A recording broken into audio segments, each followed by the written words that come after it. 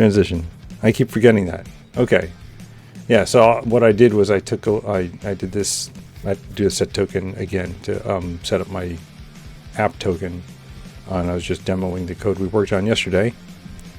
Thank you again, Wizard, for your help with that. And then,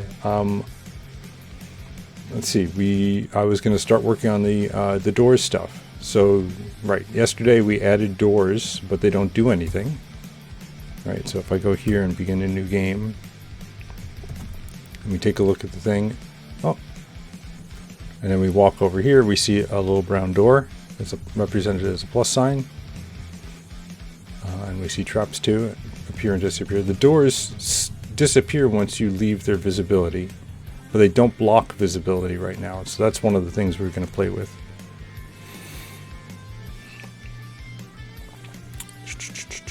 So, right, this is the restore random, but I don't take that away. I have a different method of doing that. Let's take a quick look. Map builders mod.rs. I just have this little toggle here, so I can set an environment variable to turn on or off the randomness. And actually what I do is I just change this rather than setting an environment variable. So right now is always doing this BSP interior and door placement.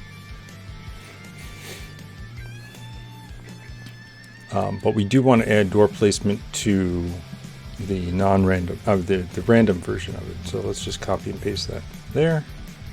And I think that's all we need to do for here. So now we're going to actually make the doors do something. So let's learn how to do that. Doors have a few properties. When closed, they block movement and visibility. They can be opened optionally by optionally requiring unlocking, but we're not going there yet. At which point you can see through them just fine. Did it say a beer tap? No, I don't think so. It says bear trap. Right? Yeah, we can add beer to the game, but that's going to be after we go through the whole tutorial. So let's start by blocking out some new components. So in Spawner, we're going to add two new component types, blocks tile and blocks visibility. Right now, the only thing that blocks a tile is a wall, and that's part of the map code that stops you from walking that way. So now we're going to add something new that's going to actually block you. That's an entity. So that's going to be interesting. So let's go to Spawner. It's in tutorial. And we're going to say door. And we're going to add. Ooh, and there's a door. Door open false. Okay. So there's three new things we're adding. Blocks, tile. Blocks, visibility, and door. Open is false.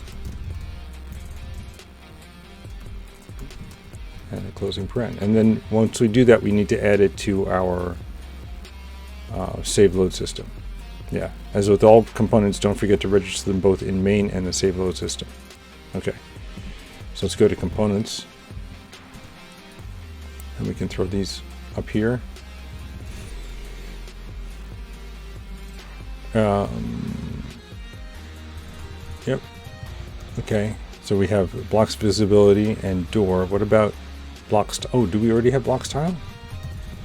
We do. Okay. So we must be using that somewhere else. Let's look for that. Blocks tile is monster blocks tile. That makes sense. Okay. Dusty Posy says, I really want to remove specs from that thing, but it's kind of a challenge. There is somebody, and I did do a search a little while ago, who switched the Rust Roguelike without... This is going to be a bad search, specs. There was somebody who did it, who modified Roguelike in Rust without ECS. Maybe I can just say minus specs and see what happens. Somebody did it, and I was looking at somebody's repo who used a different ECS, but I forgot to save the URL. It's on GitHub somewhere. And they got through most of the tutorial using a different ECS. This is a good way to learn ECS, right? Using specs, it's decent for learning, but you're right. We need a better one. Let's see. Rust ECS crate. Maybe we can search for the actual crate.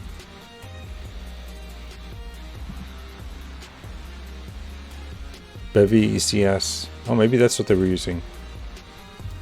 Rust Roguelike like Bevy ECS. Oops, Bevy ECS.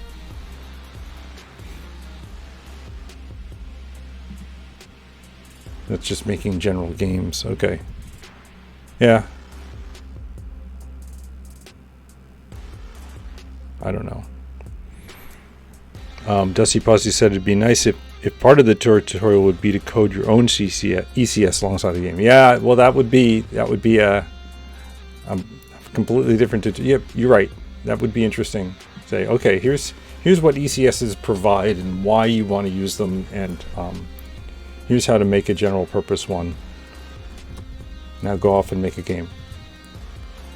So we do need blocks visibility and door. Those are the two guys we need. Okay, pub struct blocks visibility and pub struct door, which takes a bool indicating whether or not it's open.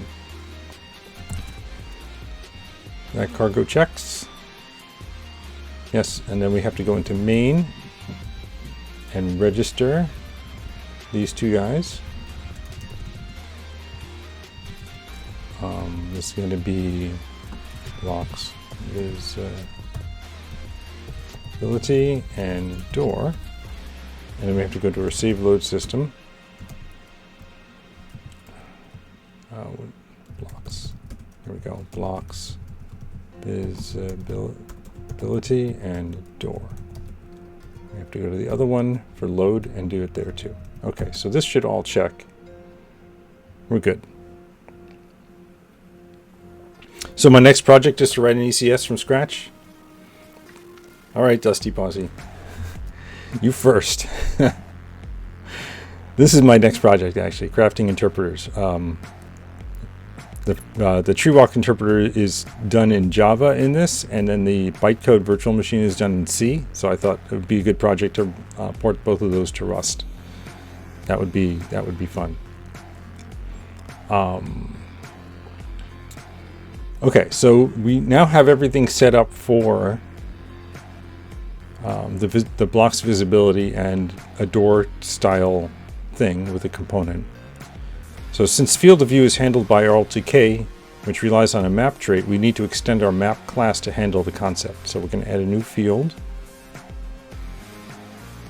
Which one? Well, let's go to the map. Map. So we have tiles with height, revealed tiles, visible tiles, blocked, depth, blood stains, and now we're, okay, view blocked. That's the new one. And it's just a hash set of view size, which means it's going to be an index into the map. We have to update the constructor.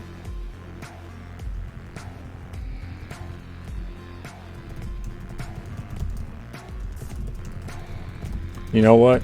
Why don't we do this? Because we already derived default. Oop, and then I hit F1 again. So we don't need to do these two hash sets new.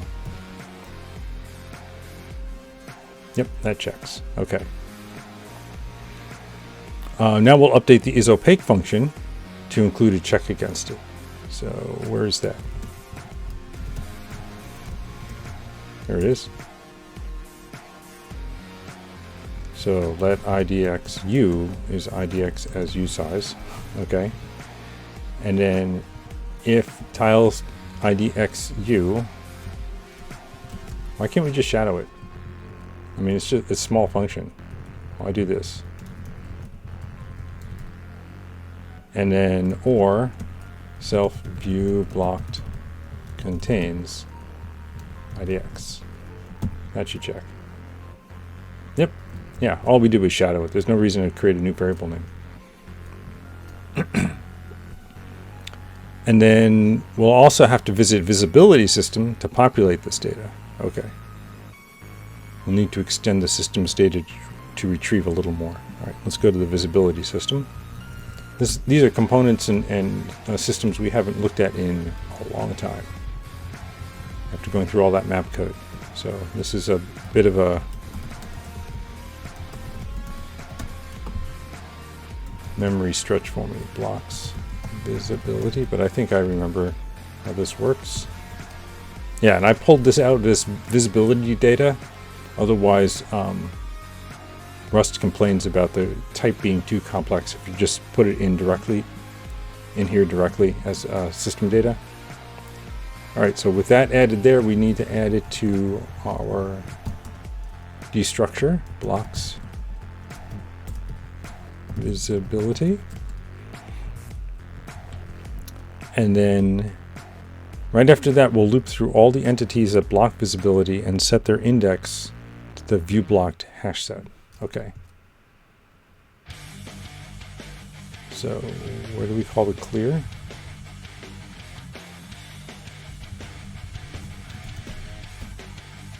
This is a different clear. Wonder what they're saying here. It's right after that. We'll loop through all the entities. Then map view blocked. Insert. Okay, so we just do it directly here. We just say map view blocked clear. Your internet just dropped. Uh-oh. Block pause. Hope it comes back soon. Block. Or maybe mine did. It's green. I do see 56 dropped frames though. So hopefully that doesn't last too long. Pause. Blocks. Visibility. .join. Map view blocked. Insert IDX. Okay, so this just loops over all of the components that have a position and block visibility, and we'll just add those to the view blocked hash set. So if you cargo run the project now, you'll see doors now block line of sight. Okay, we'll have to switch our randomness back because I don't think our current map is going to show that too well. So let's run a cargo check on that, and it failed. What did I do wrong? Oh, I need to add blocks visibility here. Yeah.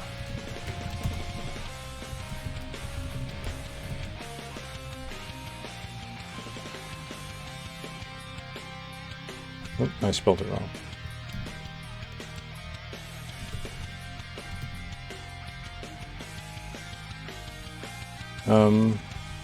Oh, did I mistype that? IDX. Oh, I forgot the line to set IDX. Okay. Let IDX equals map XY IDX.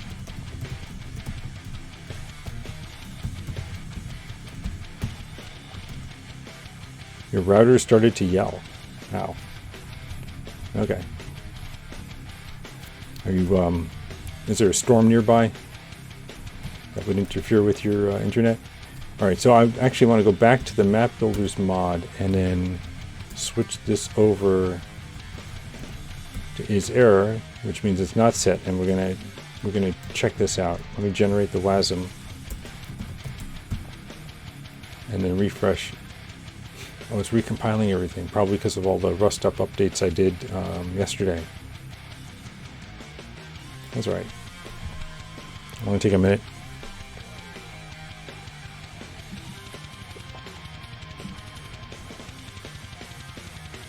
And then we'll do a refresh over here.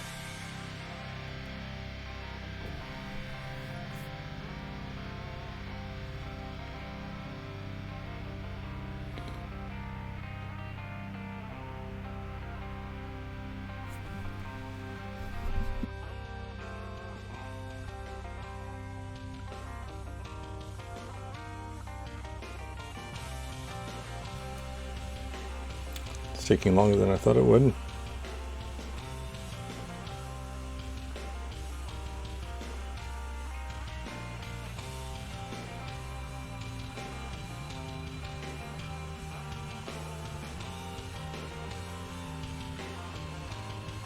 All right, we're on the RT, which is our code. Generating the binary. And there we go. Okay. So now if we hit refresh, it generates a map. And I don't know if this map is going to have any doors in it. There aren't many places for doors to appear. Where would a door be? It's got to have a wall north-south or a wall east-west, and I don't see any. So let's refresh this and see if we get a better. No. Refresh again. Now this one should have doors, right? Because now we're going to connect them all up. Oh, and then we're going to dig them out. That's interesting. We dig them out after we connect them up.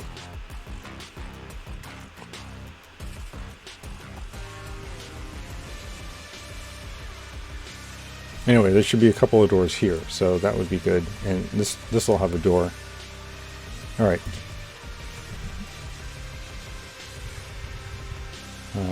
Oh, this should have had a door. Oh, there's a door over there. Okay. So they do block visibility. If you see the green is what's visible to me. Everything as green is visible. And if I go here, you can see that there's no green past this. And if I step here, oh, I can't go through it now. That's good. And I can't open doors because we didn't implement opening doors. So that's good. So let's go somewhere else. Let's see where else might a door be. Up here? Yep. So now I can't see into this room. And I can't go into the room. Okay, so that's all working. That's exciting. So this part's working. Now we're going to handle doors. So moving against a closed door should open it, and then you can pass freely through. We could add an open and close command. Maybe we will later, but for now, let's keep it simple. Open a player RS, and we'll add the functionality to try move player. So try move player is the thing that was stopping us from going through the blocked door. Try move. It's right here at the top. Okay. So we need to grab the doors. Oh wow, we got to grab a lot of things. Where's our renderables? We don't grab any of that. Okay, so I'm looking here. Doors, blocks visibility, blocks movement, and renderables. And we have to grab every single one of those.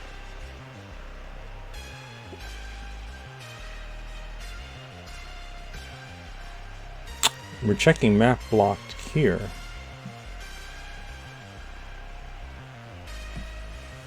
So what is this doing? For potential target in map tile content, destination IDX iter.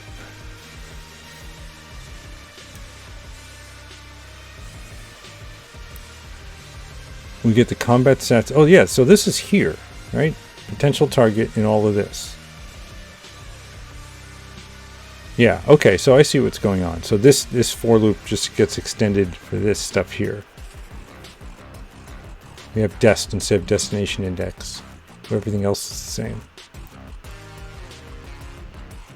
Oh, and this is also checking here if we're going off the map. And that's not in this code. So maybe that was something they added later. Alright, so get the target. If target is some, and then we insert the wants to melee. And then we can grab a door here. And if some, so we're going to check the door first. But this is just checking to see if map is blocked. But that's outside the for loop, right? Okay, so I think I understand what's going on here. So we're going to add these lines.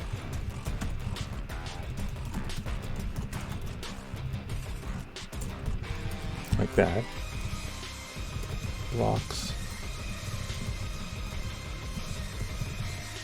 That one's hard to type. ECS, right? Storage. Blocks. Blocks visibility.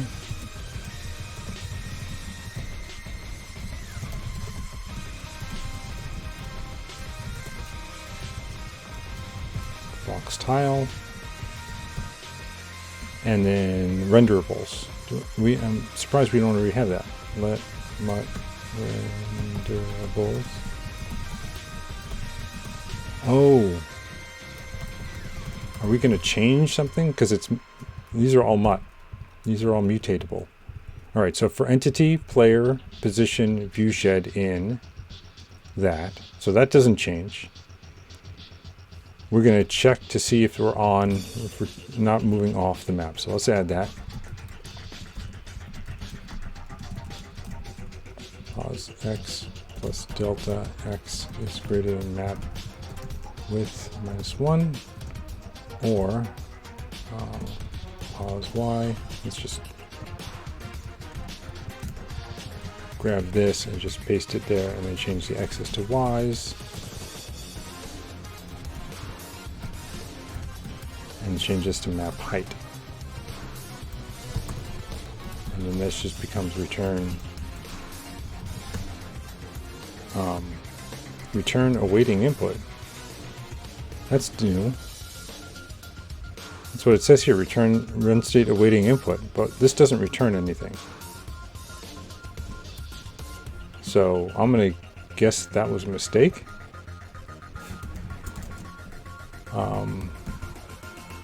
Let's go look to see where try move player is called from. So, and I think it's called from game state. Nope.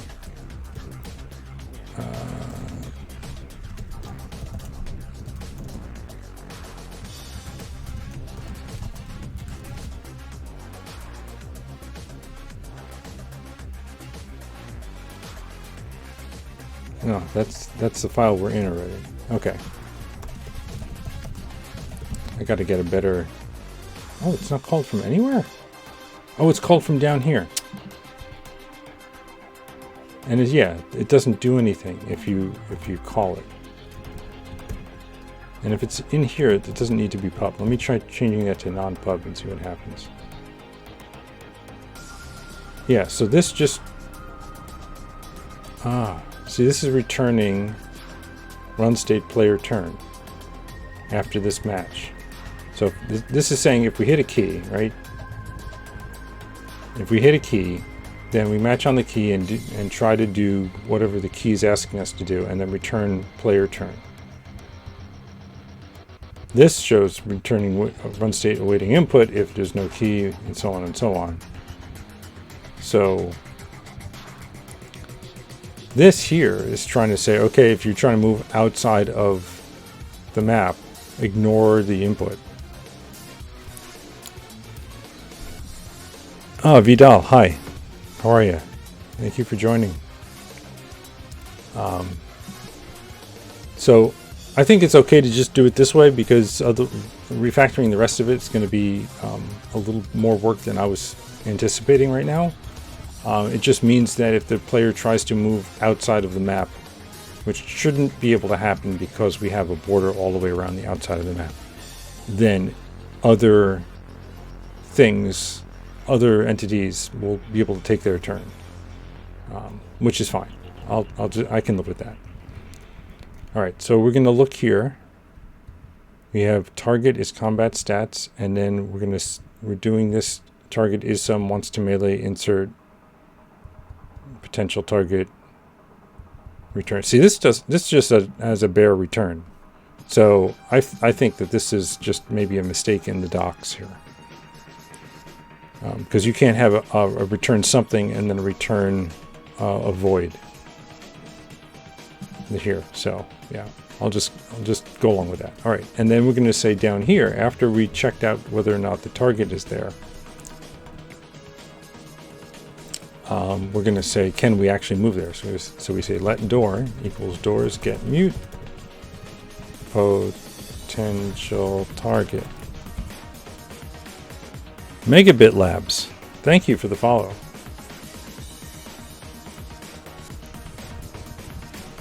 That's awesome. How come I can't lowercase this t? There we go. And here's the same pattern here. So we're going to just do if let some door equal this. There's no reason to do it in 2 steps if we can do it in 1. Megabit Labs, thank you for the sub. Much appreciated. Very much appreciated. Thank you. Door open. is true. So now the doors are open. Blocks visibility, remove. We're going to remove the potential target for that. Blocks movement gets removed as well.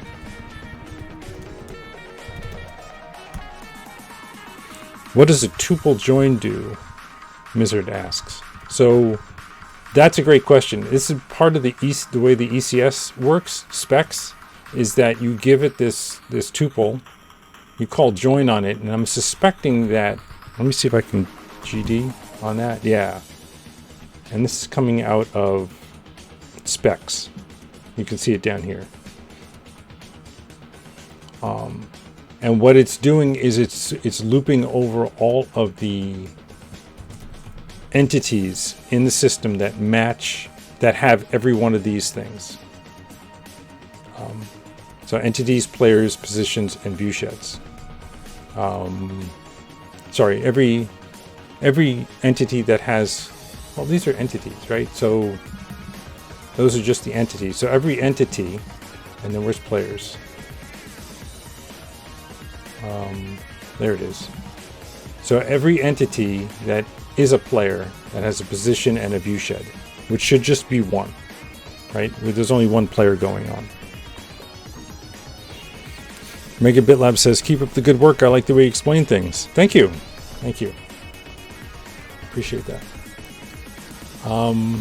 Right, so what's happening here is we're just looking up every entity that has a player component, a position component, and a view shed component.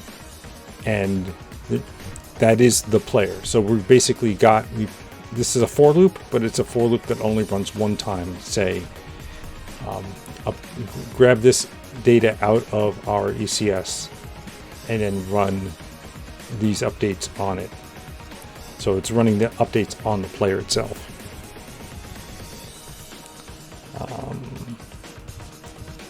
Let glyph renderables get mut potential target unwrap, and then we're going to say glyph LTK to CP437 slash view shed 30 is true. So we're going to update our view shed when that happens. So if we run the code now, we should see doors change to a slash when we step on them. Well, they'll be rendered underneath us. So when we step off of it, we'll see the door turn to a slash, and we should see the view shed update as well. So I forgot to run a check on that. Let's run a check on that. Okay, so that checks. Let's generate the WASM file and refresh our browser.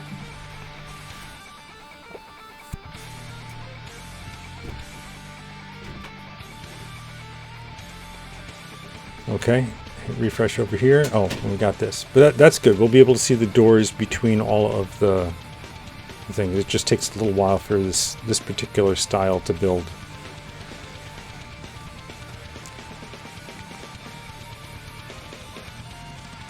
All right, because each corridor is a separate.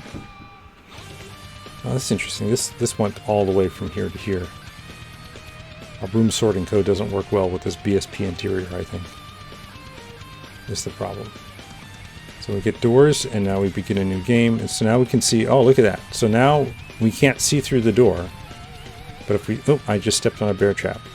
If I go here, I'm gonna, oh yeah, you can't see both doors. There we go. So I'm gonna try to go through the door now.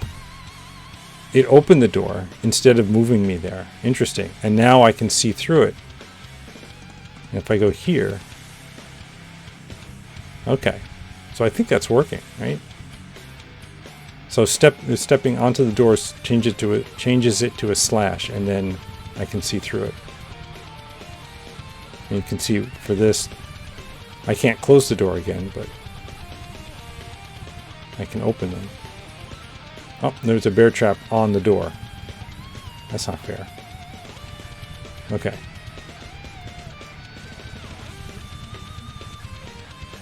Neat. There's not much to see when we're on level 0. It's mostly empty. Okay, So that's working. You know what I forgot to do is pick up the magic map. There we go. We could see what the map looked like. All right, that's good. So I think this is something we can check in with Clippy. Oops, what happened to my Control R? There we go. Make sure Clippy's happy, and then we'll commit these changes. Git commit gem doors now can be opened. They block movement, and can be opened. OPENED. There we go. Okay, so that's that. Now we have too many doors. On non-corridor maps, there's a slight problem when playtesting the door placement. There are doors everywhere. So let's reduce the frequency of door placement. So is that true on non? So let's see if we can get a non-room map. I'm just hitting refresh so that it picks new. Yeah, it's not going to draw any doors on that map. Nope. Nope. Do we have any? Oh, here's a maze. Oh, maybe this will put doors everywhere, right? On a maze level. And that would be really annoying to navigate. Yeah, there's doors everywhere. Look at this now. That's funny. So every place we turn a corner, there's a door. Okay. So I can understand now why you'd want to change this up a little bit. It makes it really hard to explore. Okay. So we're going to reduce the frequency of door placement. So we'll add just a little randomness. Okay, so let's go into our doors. Where is this? It's in door placement. Where else would it be? Okay, so let's see. Hall's original. That's the same. That's the same. Oh, and then we add a... No? Yeah. All line is greater than 2 and self-door possible. Then we put that there. Otherwise this. Where's the 1 in 3 chance? What am I missing? Oh, down here? Down here. Okay. That's the line they're adding.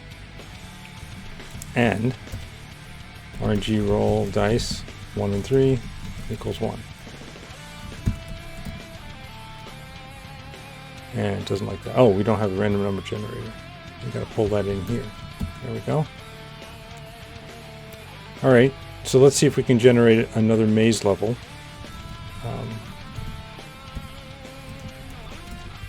Let's do this to generate the maze level.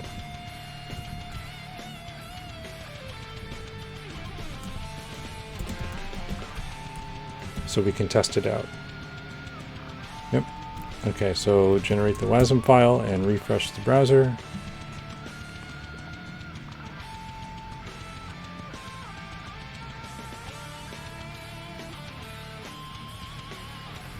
Refresh. And we panicked. Why did we panic?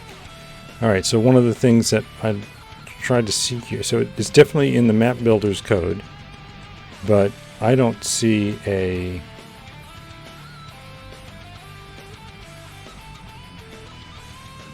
It's in build map. I was hoping to see a line number or something like that. If I click here, that doesn't help, right? No, that doesn't help. Okay, so we have to switch over to here.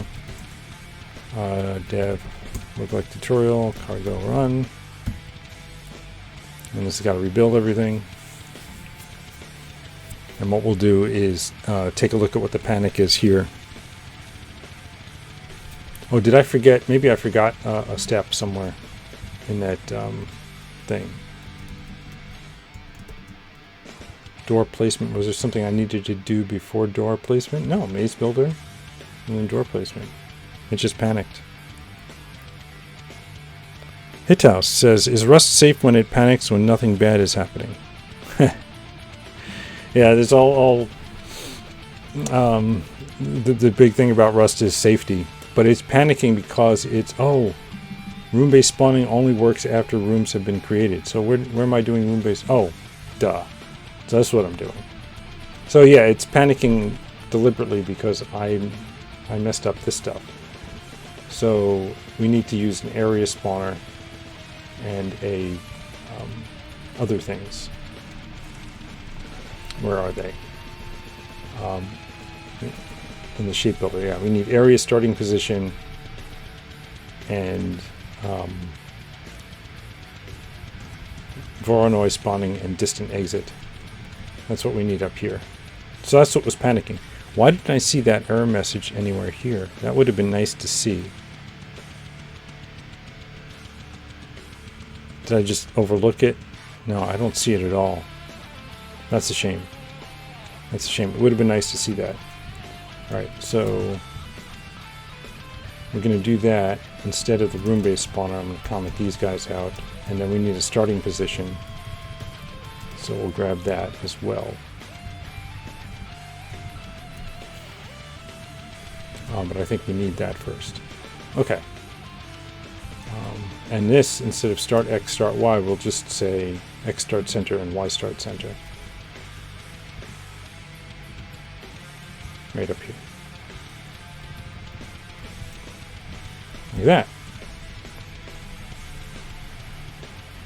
Yeah, the reason I'm using WASM is so that I can just run it in the browser here, because this is kind of painful to go through. If I can just, generate a WASM file and hit refresh, then it makes it nice and easy. Hitea says the fourth last line has a runtime error, room-based spawner. Right here. Yep, I see it says room-based spawner, but I didn't make the connection that that was the error. But once I read this here, it says room-based spawning only works after rooms have been created. That's the panic we added to the code. Oh, and red at top.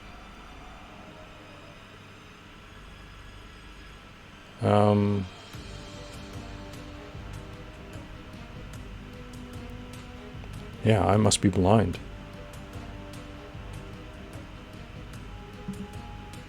Rust panic with hook, begin panic handler. Room-based spawner. Okay, yeah, this is the error. Maybe no. Yeah, I wish the error message were there, but it isn't. I don't see it. All right. Let's clear the console and hit refresh over here. All right, so now it's generating the maze without panicking. That's good news. Then it should place the doors. And now it should be only 1 and 3. Yeah. So, but there's still plenty of doors. I think 1 and 3 for a maze is still too many, but that's one of the difficulties of procedurally generated content. Is it's really hard to make it self-tuning when you have different aspects of it. Like this is 1 and 3, and it's still really annoying to work your way through, isn't it?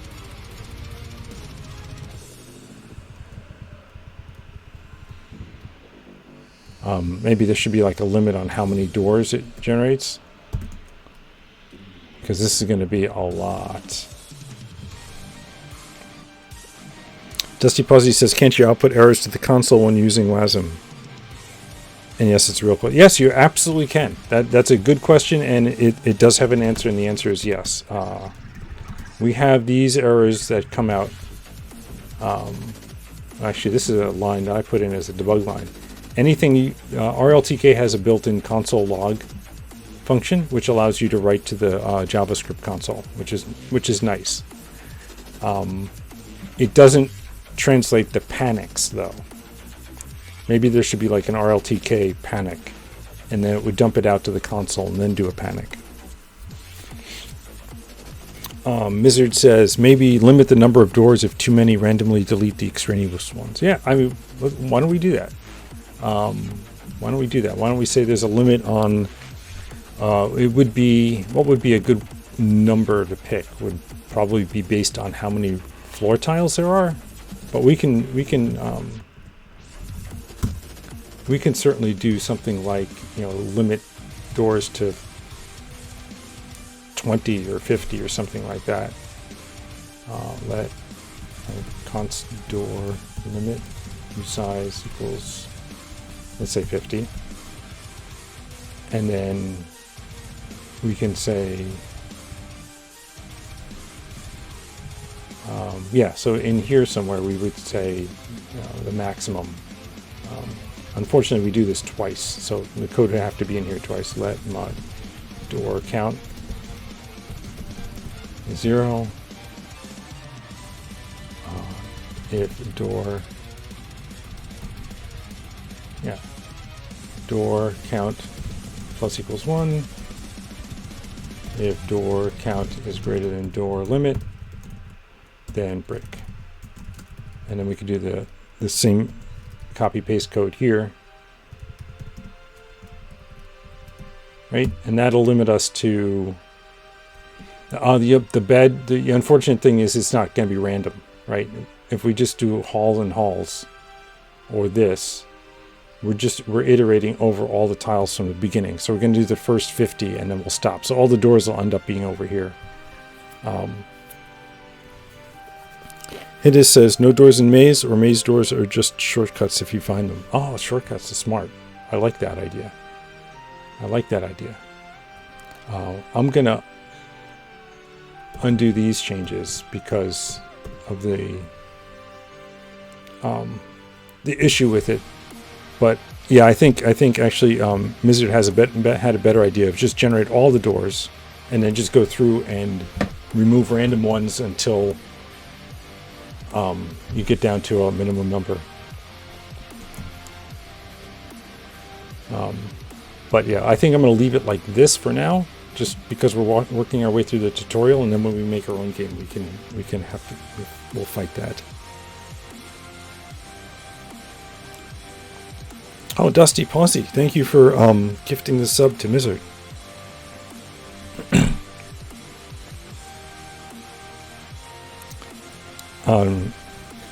Am I freestyling?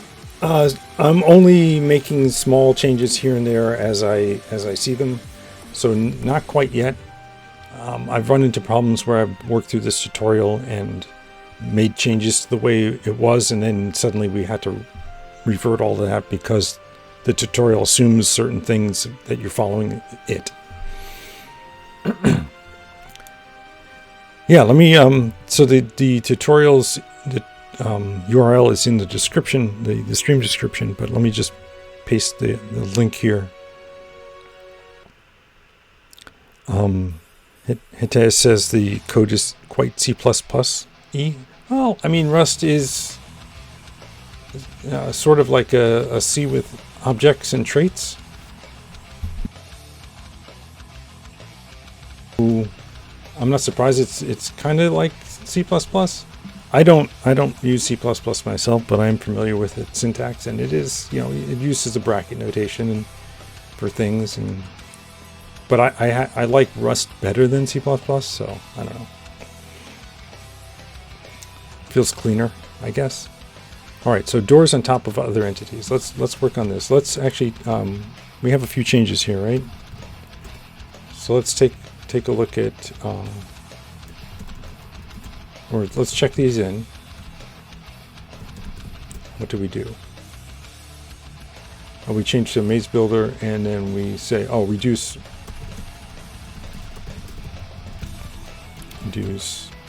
door count for non-room based levels. Okay. So sometimes the door spawns on top of another entity. It's rare, but it can happen. Yeah, we did see that happen. I did step on a bear trap as I walked through a door. So let's prevent that issue from occurring. We can fix that with a quick scan of the spawn list in door possible. Okay.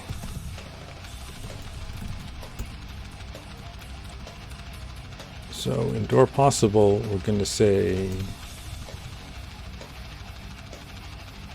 oh, even before we calculate the X, Y, width, and height, we're going to do an O of N lookup for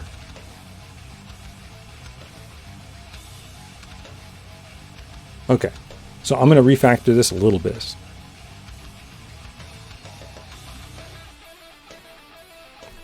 Oh, Hideo says there's not too much of the chaining of functions together. Yeah, I mean there is some.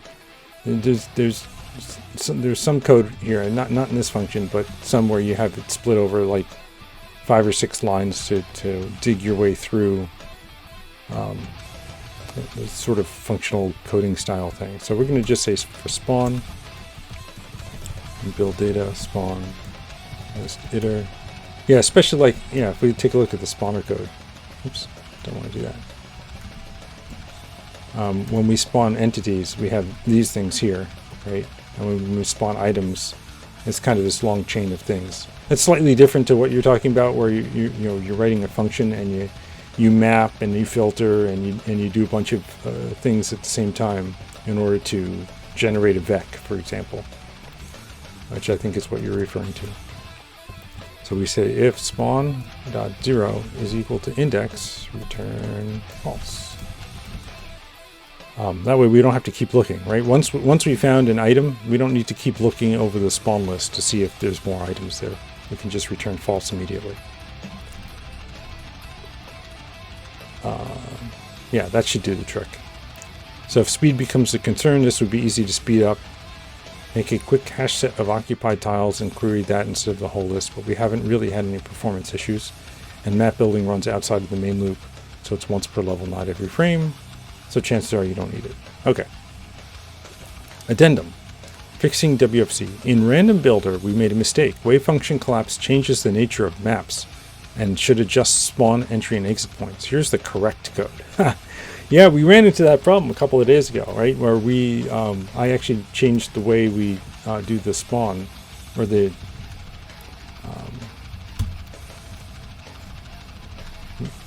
we changed this because what would happen was we would call unreachable areas, and then suddenly the area starting position would no longer exist once the wave function collapse happened. So I moved where I moved wave function collapse to. Waveform collapse builder, I moved here so that we would not run into that issue. It used to be up above.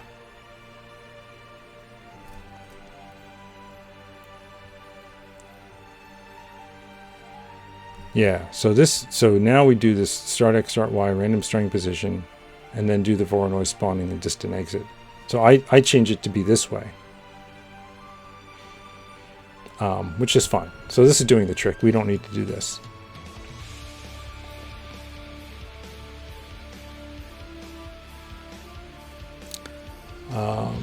Good. So I think that's the end of the door code. Yeah, git add source, git commit. Do not spawn doors on top of other entities. All right, so that's the end of that chapter. We're almost done with section 4. Actually, section 3, which is 4 point something. So now we're going to do this. This is going to be exciting. Decoupling map size from screen size. Because right now, when we generate a map, it's exactly the size of the screen.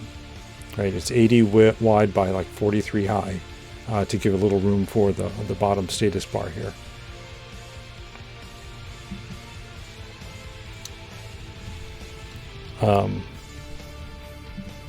It says the code here 300 to 320 is highly repetitive.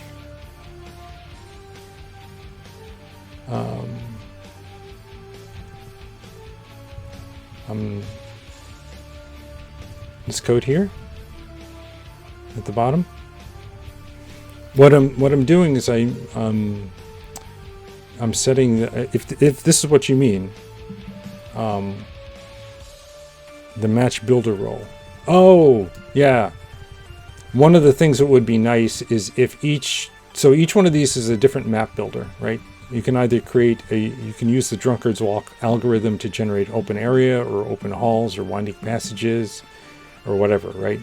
So we pick a style of map to build, and then we call into this.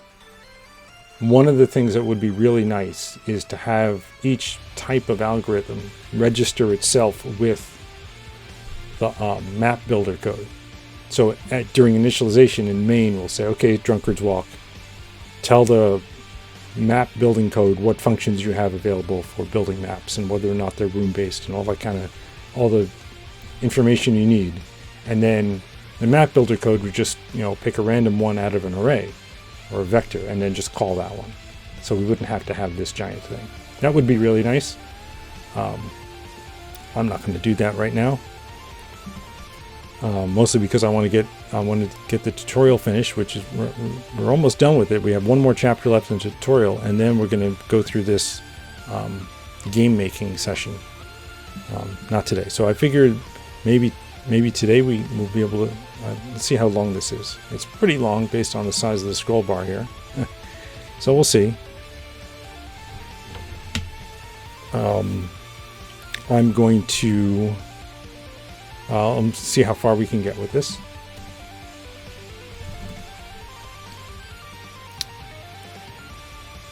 Okay, so decoupling map size from terminal size. So far, we've firmly tied map size to terminal resolution. We have an 80 by 50 screen and use a few lines for the user interface. So everything we've made is 80 tiles wide and 43 tiles high. As you've seen from previous chapters, you can do a lot. But sometimes you want more and sometimes you want less. You may also want big open world setting. We're not going to go there yet. This chapter will start by decoupling the camera from the map and then enable map size and screen size to differ. The difficult topic of resizing user interface will be left for future development. Okay. Yeah. Well, yeah. I'm not worried about resizing the window, but I am interested in how to handle camera view of a portion of the map versus the full map as a whole. Hideus says, can you simply move builder start with out to something like builder start with match builder roll? Oh, I see what you're saying. Let's take a look. Let's take a look.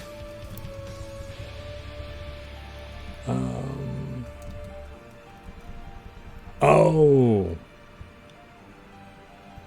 I see what you're saying. So it'd be something like builder start with, match builder roll, and then it'd be one cellular automata new and two Drunkard's Walk open area and so on, right? And then close like that.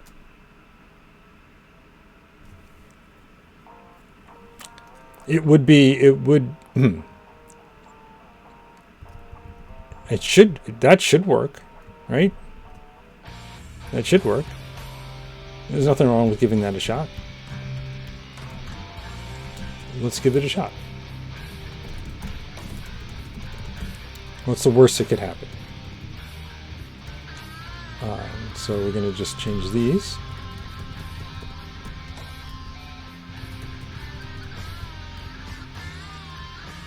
And then get rid of the closing parens. That's going to be a little more tedious than the other one, but that's all right. Actually, I can just search for two of them and delete one. There we go. And then maybe this can all fit on one line.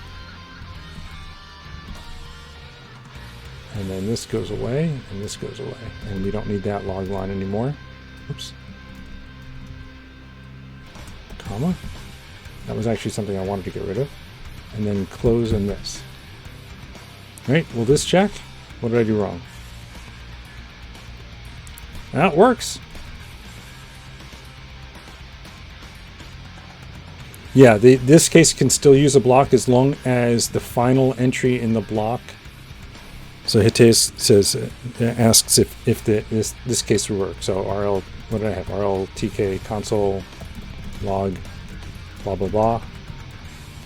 As long as the final thing in there returns the same type as all of these guys, then the match will work, because it'll just treat this as the quote return statement from the block, and the block will have the same type as all the other guys. So I can do a cargo check on that, and you can see we got no errors and no warnings down here at the bottom. So that still works, but that was debug code, so we don't need it. So I'm going to take it back out.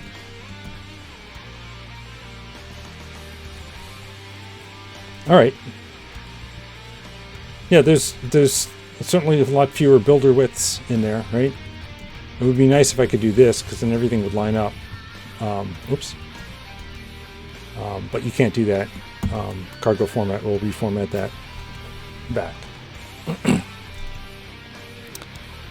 Hitea says, how about the call at every line? Can you move that out of the match? Return functions and not function calls.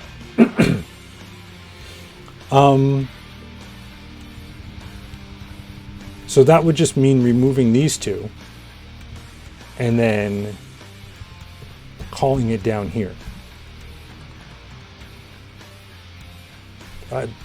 That might work. And we could try it.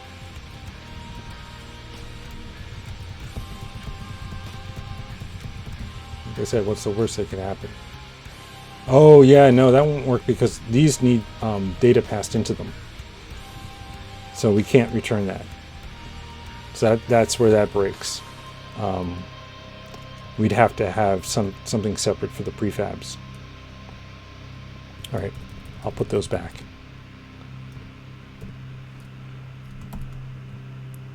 Yeah, sure. Let's go with this. Git add source. Oh, let me make sure the WASM still generates.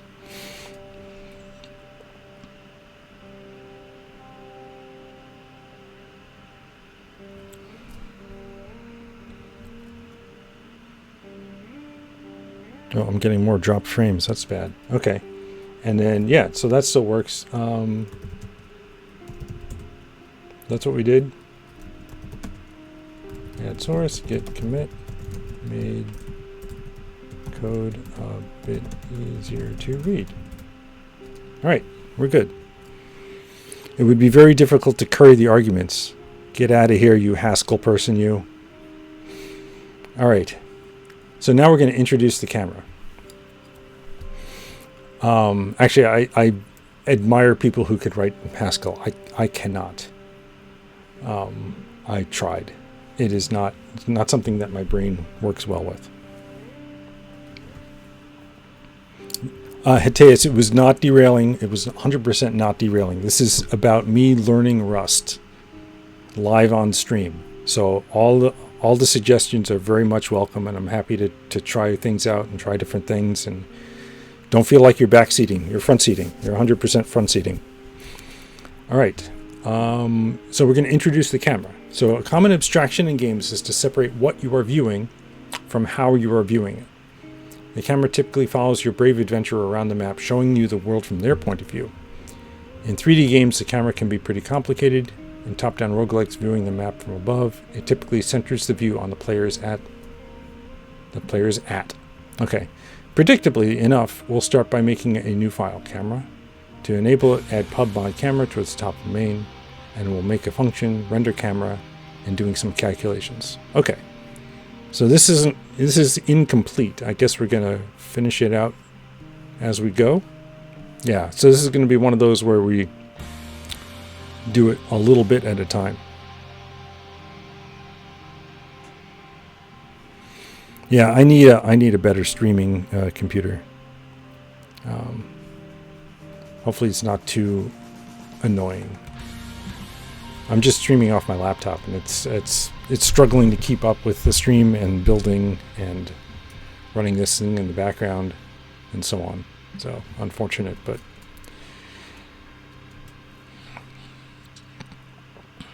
Dusty Pawsey, thank you for the gift sub. Very much appreciated. All right, so we're going to create a camera. And use specs prelude. Use super map, tile type, position, render, and hidden. And use RLTK, point RLTK, and RGB.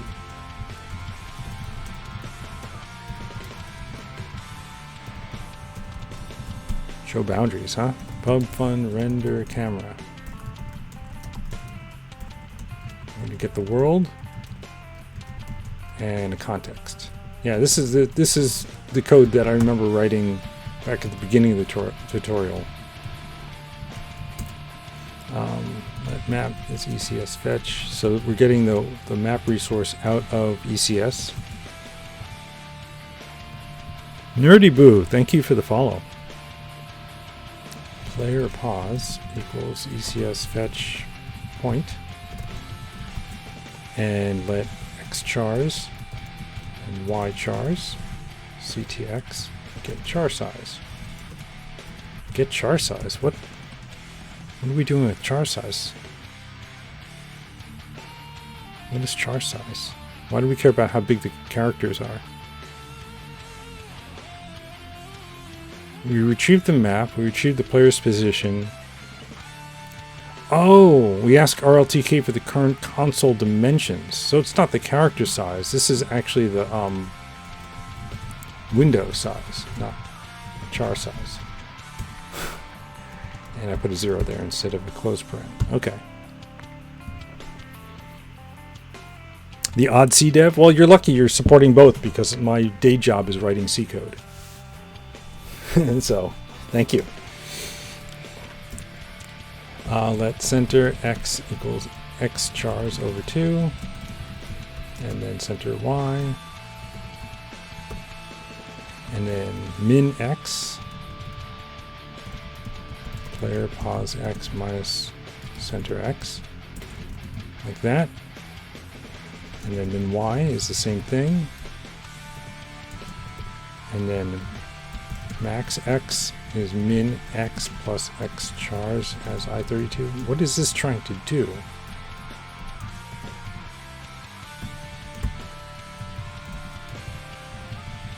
What is this trying to do? We set min x to the leftmost tile relative to the player, so the player's x position minus the center of the console. This will center the x-axis on the player. So the player's position minus the center. Okay, so this is like 1,000 by 1,000. Then x chars and y chars are going to be 500 and 500. Then min x is going to be the player position, which could be like 50, minus 500. So this would end up being min x will be minus 450.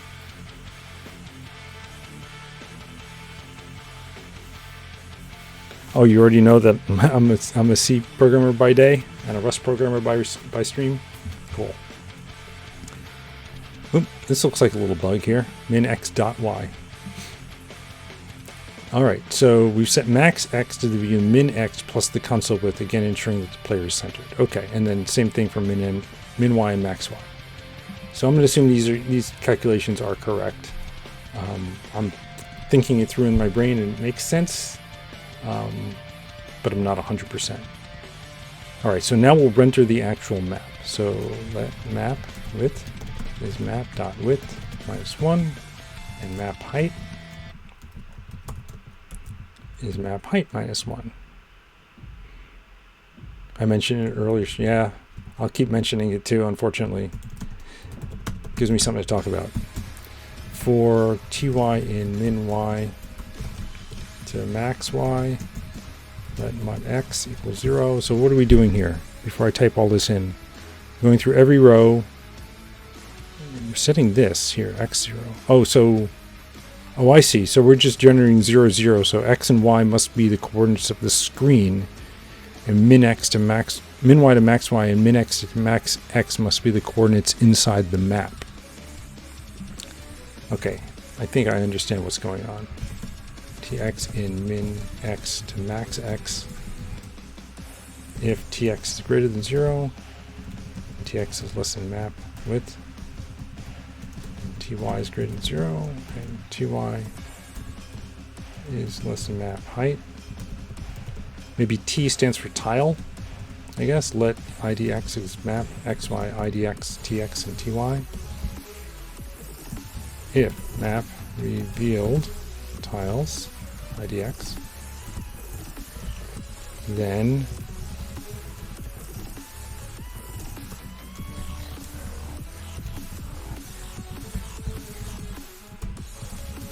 Now this is interesting Rust syntax, right? We're getting a reference to a dereferenced map. And I haven't wrapped my brain completely around how that works. The map we get from ECS up here, so it's a reference into the ECS. We dereference it using the star, and then we make a reference to that dereference using the ampersand. And I'm not sure why you can't just say map, because that's already a reference. Right? Somehow, for some reason, you need to put a star and an ampersand there.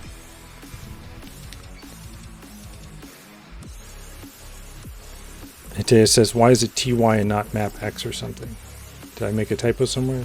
We're looping over TY from min Y to max Y. So min Y is going to be the position in the map that we're showing, and max Y is the position in the map that we're showing. The highest row and the lowest row, and then the min X is going to be the leftmost column, and max X will be the rightmost column. And we're just going to loop over these guys here. And then we index into the map using that. Dusty Posy says, isn't that just a ref to a copy? Oh, is it making a copy of the map here? Is that what that's doing? That would be annoying. Making a copy of the whole map every time we call get tile glyph.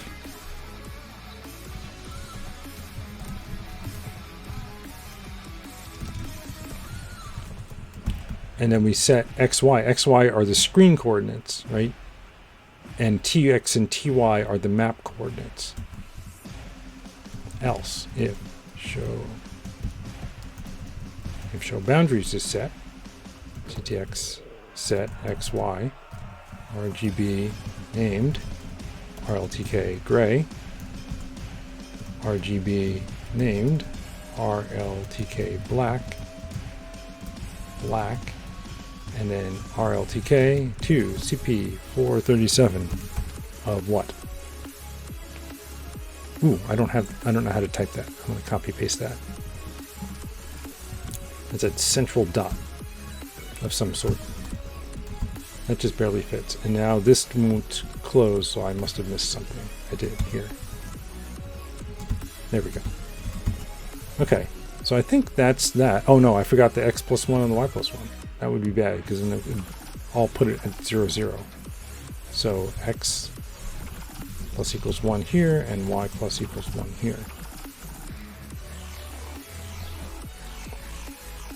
It's similar to our old draw map code.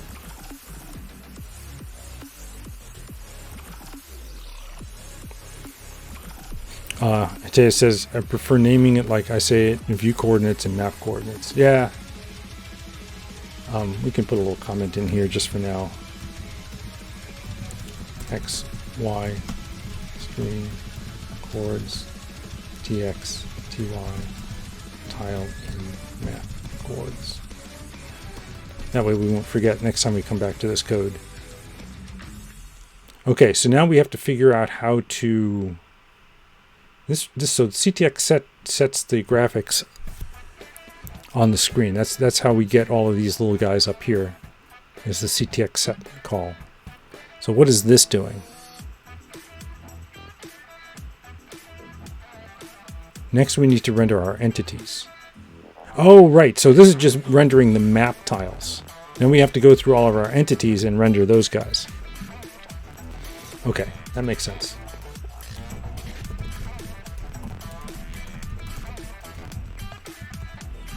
So this goes and looks in ECS for every position component that's associated with any entity.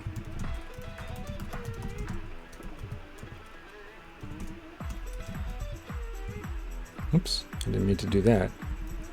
I meant to just grab the one thing. Okay, and a renderable. So now we have a list of all the renderables. Oops, like this. Hidden. So now we have a list of all the components that are hidden. And the map, again, we just did this. Is this a different function? Am I missing something here? Because this is doing let map as ECS fetch map, and we did that up here. And I think we're still in the render camera function. This is not clear to me how this is being put together.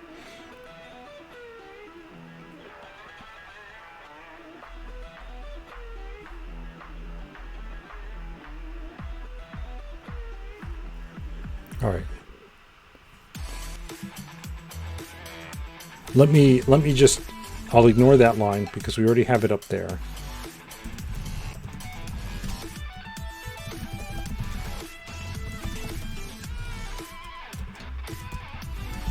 And here's that join function again. What it's saying is find every entity that has a position, a renderable, and is not hidden. And don't ask me how that works because I have no clue how that works. It knows that that is a not operation there.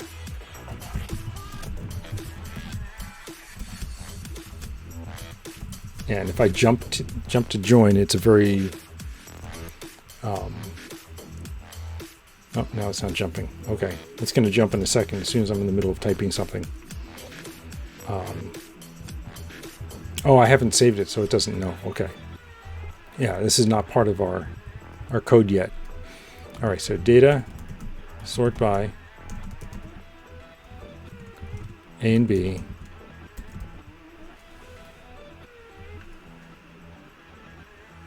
Oh, I just got a Discord from Togglebit. Hang on, I just got to respond to it. Yeah. That's the form I'm familiar with.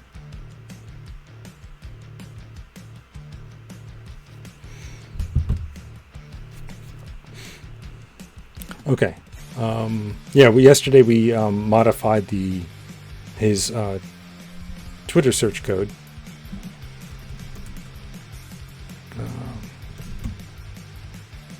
Oh, now Son of Viking Stream. Cool. To add the ability to do proxies.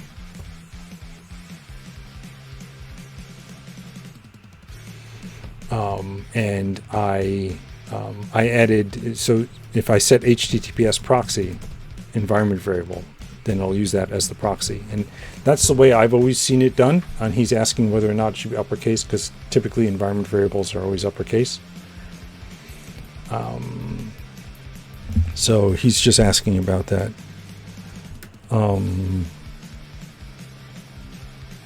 Let's say, yeah. I've only ever seen it lowercase. But sorry for this. We'll get back to the rendering code in a second.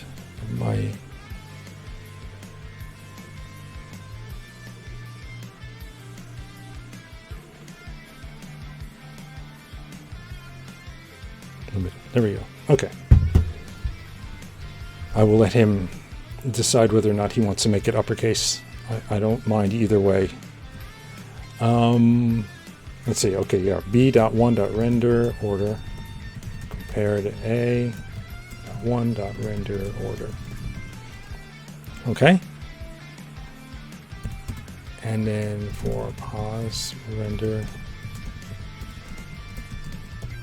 hidden in data iter idx equals map xy idx pause x pause y.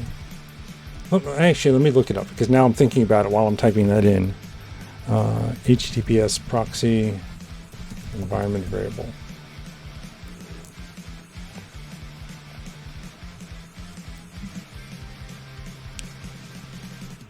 Wow, that is bright. Yeah, see, this is all lowercase.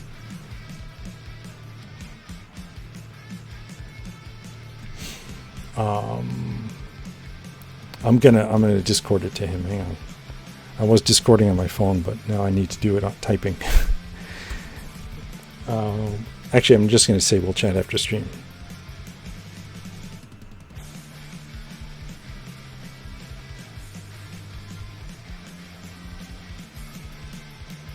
There we go. All right.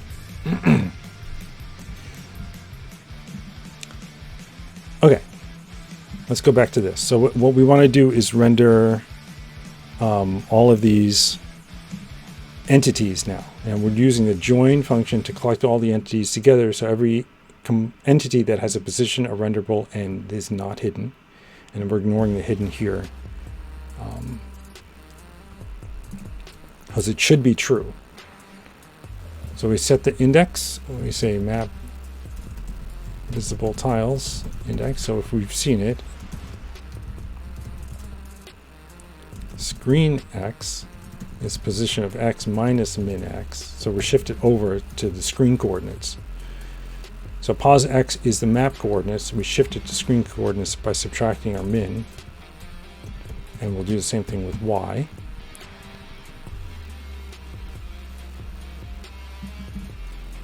Oh, Togglebit, thank you for following.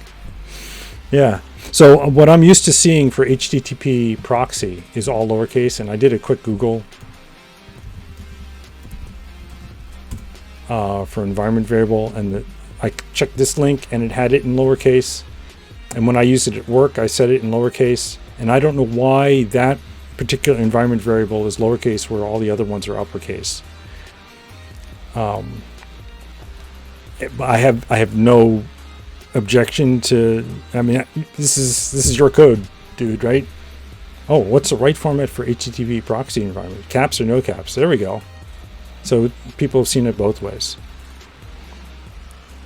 Unlike basically all conventional environment variables used by many applications, HTTP proxy and HTTPS proxy are commonly lowercase. I have no idea why. That's the only way I've ever seen it. But we can add it to the code to work so it works both ways, or like you said, just make it a command line argument. We can just say -p, right? Proxy, like that. That's fine too. This is your code, dude. Do what you like. But like I said, I've only ever seen it lowercase for whatever reason.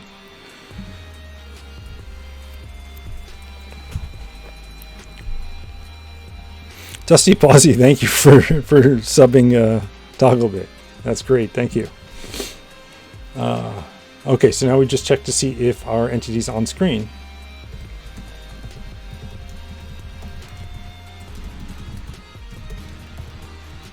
I can't type entity. This is so annoying. Screen X less than map width, and we can just do Y here. Oops. FX, there we go. Change it to Y, and Y, and this changes to height. I think that's the only checks that we're making. Yep. Then we're going to CTX set. Entity, damn it. Screen X, entity, screen Y, render FG, render VG, and render glyph. Right, that's all we need to do for that. And now we need to figure out get tile glyph. Anti666, hi. Welcome to the stream.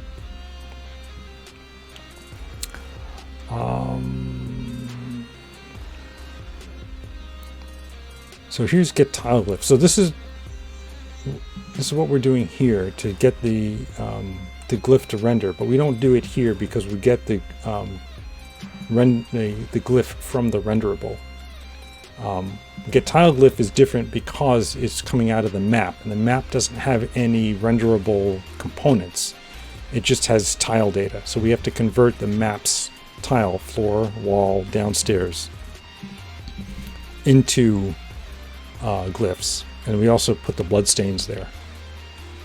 Anytime you get damaged in the map, you get a blood. You see a little red background there is a blood stain.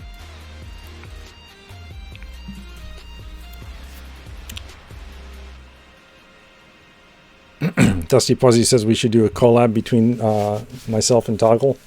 We can rotate schedules. 24/7 Rust stream. I would die. I would die. I also have kids, so that would make it hard. I appreciate your confidence in me, though. All right, so let's figure out how we get tile glyph. I think this is almost the same as the code we already have in the map drawing code. That's extent map.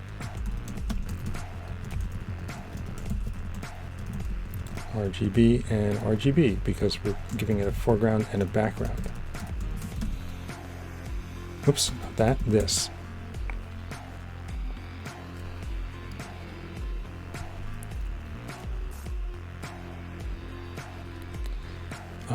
Let glyph. Oh, this is right. This is where we modify. Let's take a look at the actual map code we had from before that renders the glyph. To CP437. Yeah, so what I did, I changed things up a little bit here to make it a little easier because I wasn't sprinkling all the RGBs everywhere. I just set them up this way. So and then I set the glyph and the mutable for the reason we have the foreground mutatable is because we want to be able to gray things out. See where we do to grayscale. But let's for now let's just copy what they've got here. I don't like the reason I rearranged this because I don't like these let glyph with nothing there. I like assignment lets rather than just pre-declare lets and then we fill them in here because then you have to look through the code where things get assigned and you could miss things. So I'm going to change that too. So I'm going to say let mut bg RGB from F32. I just said I wasn't going to change it and now I'm changing it because I just don't like that style. I want to say let glyph and mut fg equal match. And that way you see exactly where it gets assigned. It gets assigned once, and the fact that this is mutable means you still have to look for future changes to it, but it's not buried inside this match statement. Right? Tile type, floor, and all we'll do is return a tuple of RLTK to CP437. So this is the glyph, comma, RGB from F32, 0, 0.5, and 0.5. And that's the tuple. And that's how you set that. Right, and we'll have to do that for the other guys as well. If map blood stains contains, I just want to do the rest of this here and then I'll come back to the match.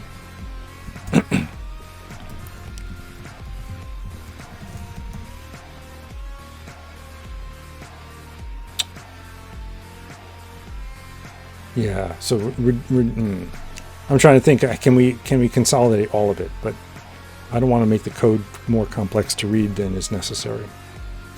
So we have a mutatable thing here, 0 and 0.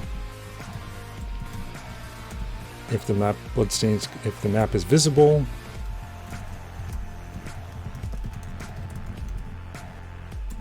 then we're going to grayscale out the foreground.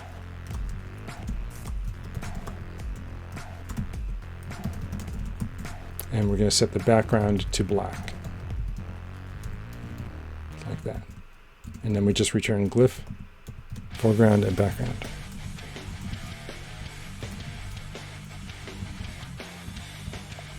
All right, and then we need to finish this out, right? So we have tile type floor, we have tile type downstairs is the easy one.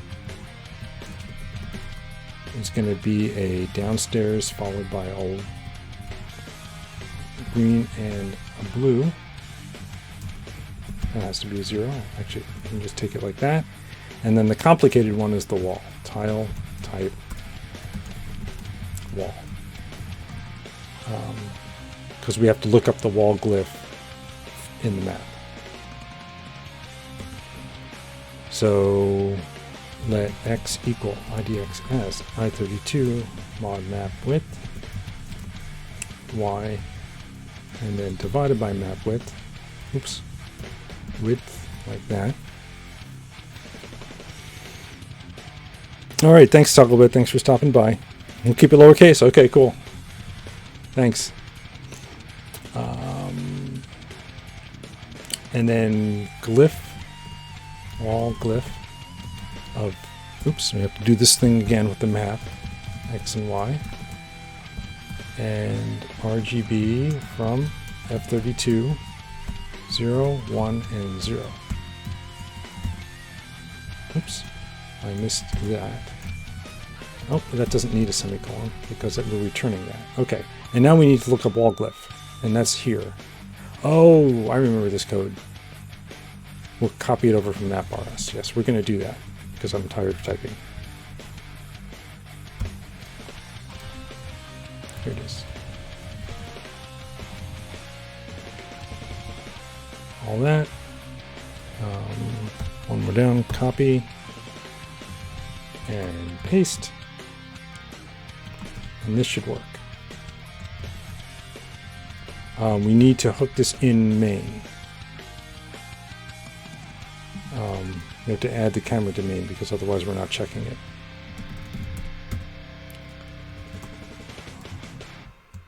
Oops. Come on, all the way to the top. There we go. Actually, this line here should pull it in, right? I think. Let's find out. What we can do is add a mistake to it and see if it fails. No, it doesn't fail. Okay, so we're not building this in yet. I would have thought this would pull it in, but maybe I have to do. Oh, right. I need to. I forgot. I changed things around. There's a mod here now that uses it, so I have to link it in this way. Pub mod camera.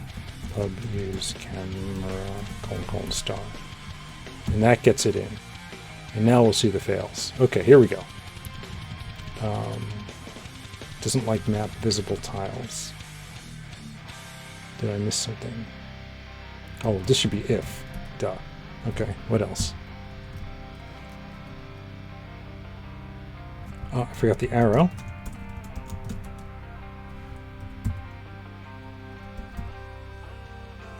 And semicolon there.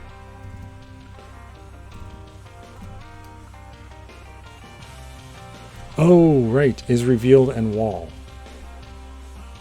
And we have to pull that into. Okay, so let's go grab that out of map again.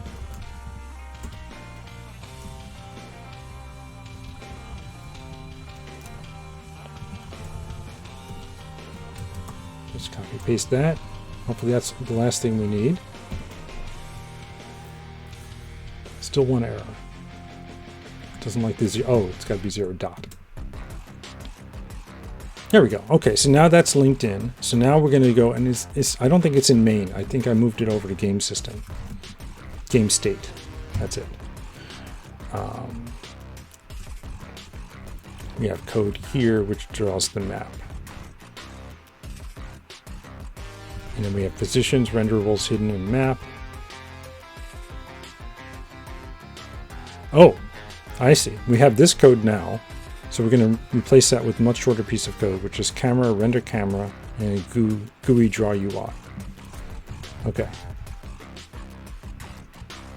And there was a reason I put this in a block. There's probably some borrowing thing going on.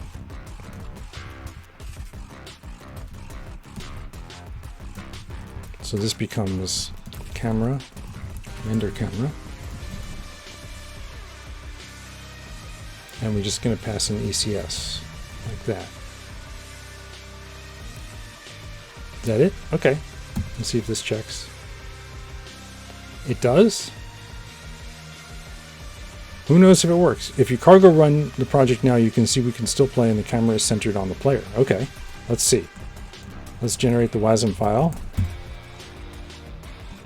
And then refresh. And see what happens. Oh, it's going to build a maze again, isn't it? Because I have it hard-coded to maze. That's fine.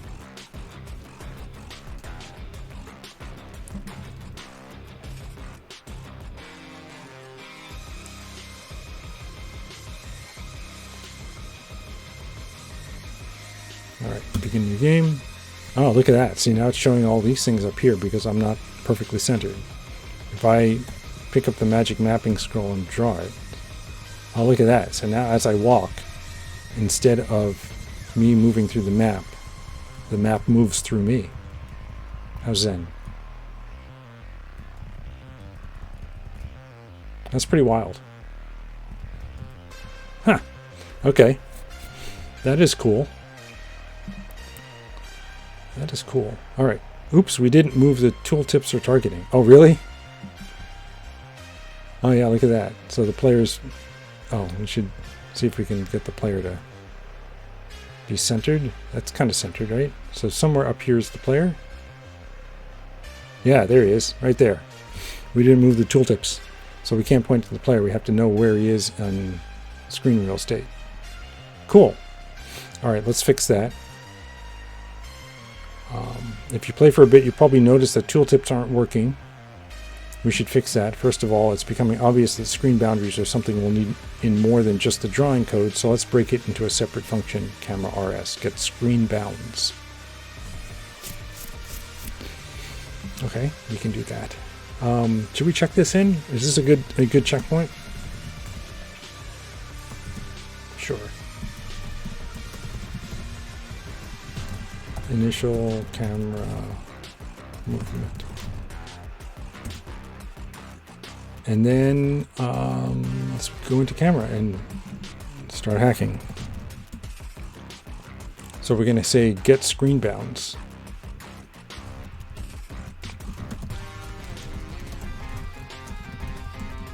We get a world and a current context. And we're going to return a tuple of I32s. And it's just going to be what? This code here.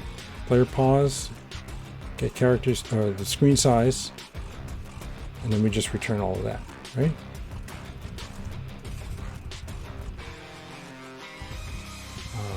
Min x, max x, min y, max y. And then, so this becomes, this goes away. Oh, we might still need this, right? Do we need this for other things? Oh, no, we don't. Okay, so that can go away. That can go away. All those go away. So this becomes this.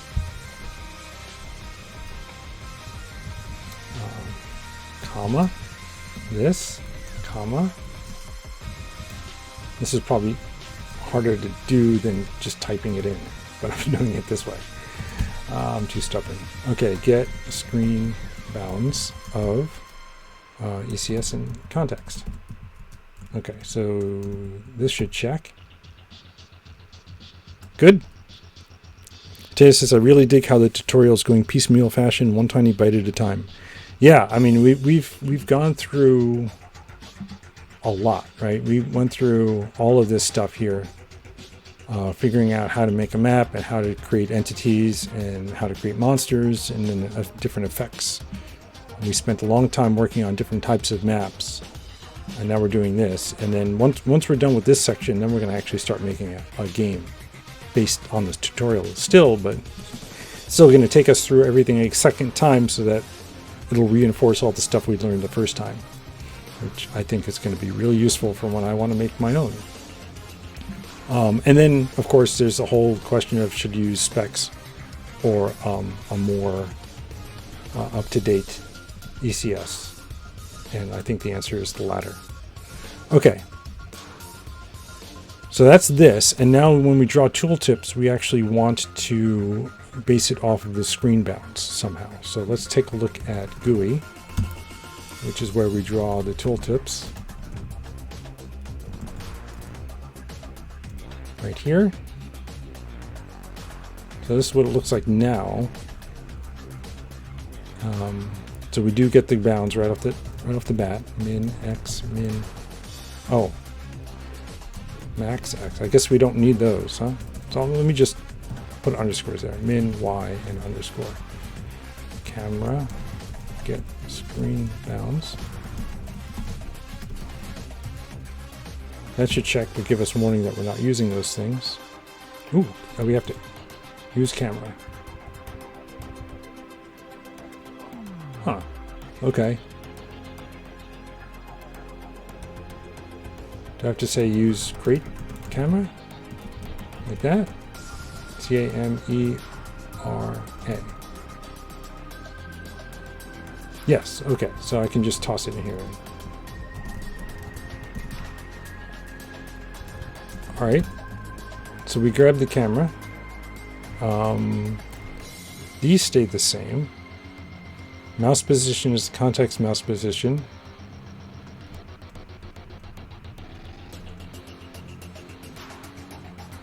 Oh, okay, then we modify here. I see. Let mouse map pause. Pause. And then mouse map pause dot 0 is plus min x and plus min y.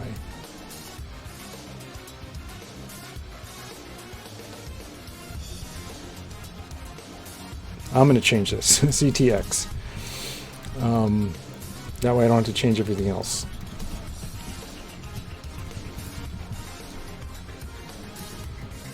Right? Now mouse pause is the mouse pause. So we got the context pause position. We reset this, and that way all this code doesn't have to change. And it's just the mouse position. Okay. So let's see if that works. Let's generate the WASM file and give it a go. Should I change the map? Yeah, this is good. We'll keep the maze going. So refresh.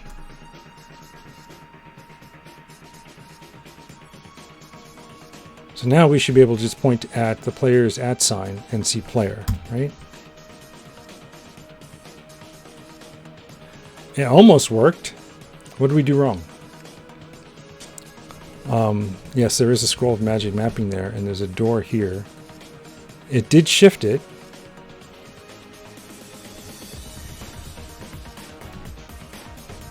And if I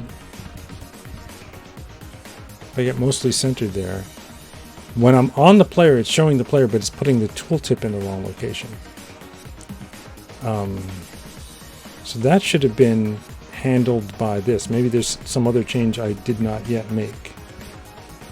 Let's edit the GUI code again.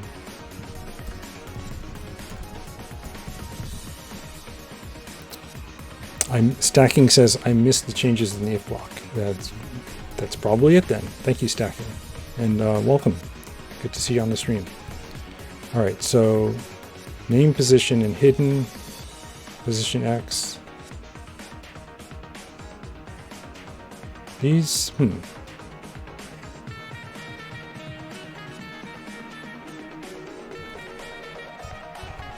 So the only yeah, so what I did was I changed this to mouse context pause, so I wouldn't have to change all these guys. I do see that they're looking for map width -1, and we can change. We can fix that.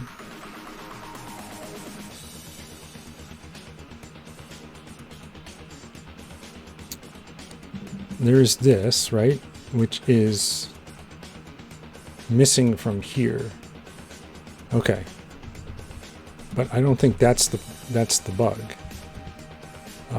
If map visible tiles map XY, clear that highlight off. There we go. Oops, I went the wrong way.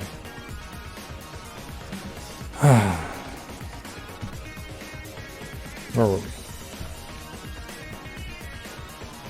Okay, right here. Map XY IDX, mouse pause 0, mouse pause 1, then return. Okay, yeah, so I renamed this. So instead of mouse map pause, it's mouse pause. So that should work. We do the tooltip.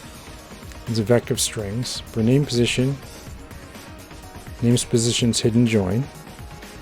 That stays the same. Position X is mouse pause 0. Position Y is mouse pause 1.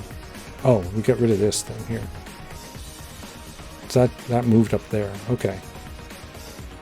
Tooltip push name to string. Yeah. I mean, if this...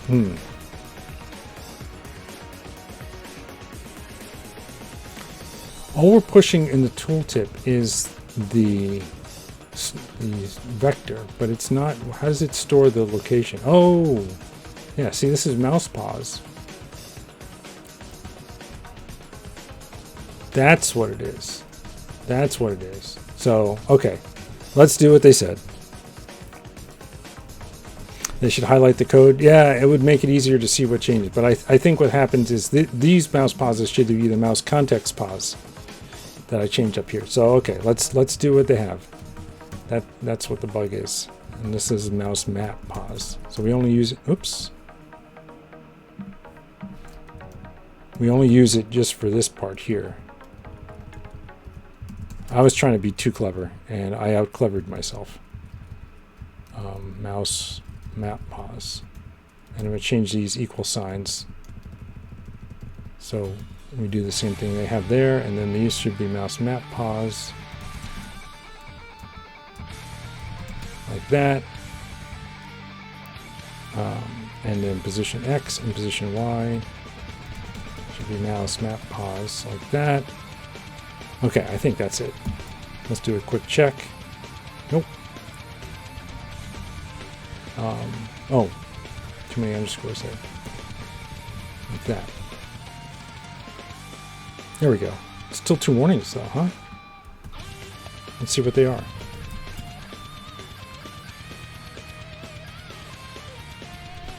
IDX is not being used.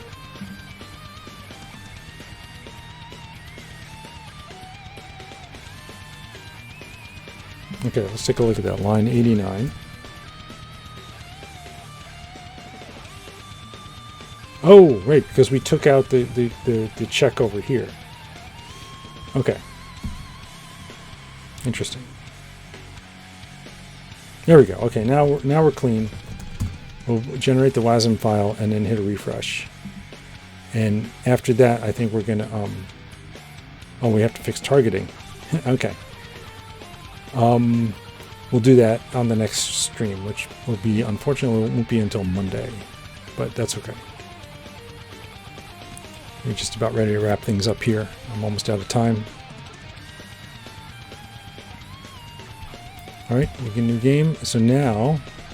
okay, the map code still works. If I point at the player, that works. If I point down here, that still works. I can read that. I can scroll over things, and I can see doors. It says door, and everything seems like it's lining up properly now. Don't know if there's a tooltip for downstairs. Oh, that's right. We determined a couple of streams ago there is none because it's on an entity. It's part of the map itself. Mr. Glitchbite, hi. How are you? Thank you for the raid. I forgot to add a sound effect for the raid, so I totally missed that. I'm actually about to wrap up my stream now, unfortunately. I'm going to check in with Clippy to see what Clippy thinks of the code. Alright, so what is this? Help. Consider using for YTY. Oh, yeah, no, that's a good idea. That's a good idea. Instead of doing all of the stuff here with the Y's and the X's and then incrementing them here, we can just say Y comma. And then say, ooh, what was the enumerate? Yeah, we just wrap it and then say enumerate. That's perfect. Now we get rid of that. We get rid of that. And this becomes XTX. And we can wrap these guys. NUMERATE, there we are. And then we can get rid of that guy and that guy. And this comment stays the same because it still means that. But that's I like that cleanup. Here we go. Okay. So what did we do? We updated the camera to handle tooltips.